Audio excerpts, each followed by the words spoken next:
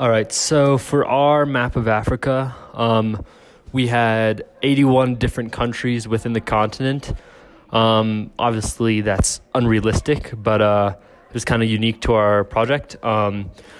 So on the south side of Africa, we made the countries smaller, and then as we get towards the middle of it, they're still smaller towards kind of like the right edges and the left edges, as that's more realistic to what Africa was like.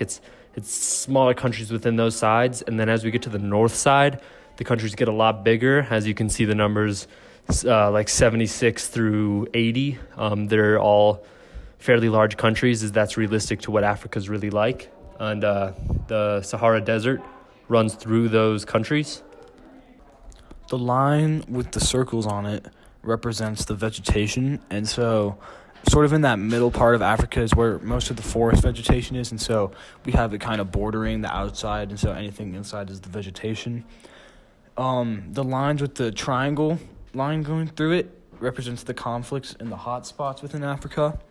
So we have one pretty south near the tip where there's a zone, and that's a very hot spot, and then we also have one a little more north right around the middle, and there's another one right there.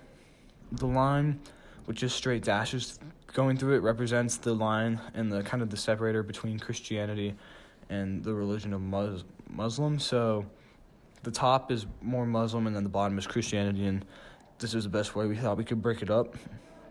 The blue represents the high and very high concentrations of water and where they are, and we thought this was important because water is an important resource to everyone, obviously, and so we figured that we should have where that is so people can sort of like know what's going on with that. And then we have a bunch of different colors for the languages. So the orange is the Niger-Congo B language, and that's really spoken mainly in the south, as you can see. And then the gray, which is really only in Africa, is Austronesian. The purple is Niger-Congo A.